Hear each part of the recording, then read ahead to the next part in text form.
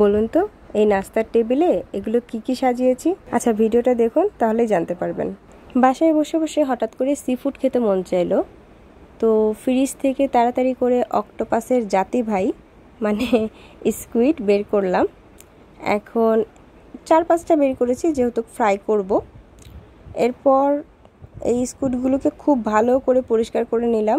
এরপর পরিষ্কার করা স্কুইডগুলোকে টুকরো টুকরো করে মানে গোল গোল করে কেটে ভালো করে কয়েকবার ধুয়ে নিতে হবে।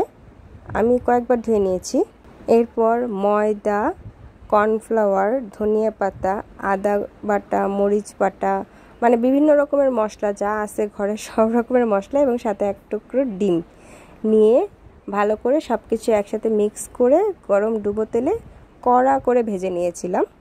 এখন বিকালের নাস্তায় খাবারগুলো সাজানোর পালা। কিছু চিংড়ির বড়া করেছিলাম, চিংড়ির বড়া, স্কুইড ফ্রাই, টমেটো সস এবং সাথে রাফসান্দা ছোট ভাইয়ের ব্লু যারা খেয়েছেন শুধু তারাই জানবেন যে এটা টেস্ট কতটা মজাদার।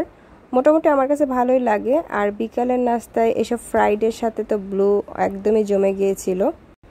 বিকালের নাস্তায় চিংড়ির বড়া, স্কুইড ফ্রাই আর সাথে ব্লু সত্যি অসাধারণ একটা কম্বিনেশন মনে হয়েছে। যাক, আমি তো ঘরে বসে বসে সি ফুডের ফিল নিয়ে ফেললাম। আর কারা কারা এই স্কুইড ফ্রাই ট্রাই করেছেন অবশ্যই জানাবেন এবং সাথে রাফসান্দা ছোট ভাইয়ের ব্লু কারা কারা টেস্ট করেছেন সেটাও জানাবেন। আর আপনাদের কাছে আজকের নাস্তা আয়োজনটা কেমন লাগলো সেটাও জানাতে পারেন। Thank you.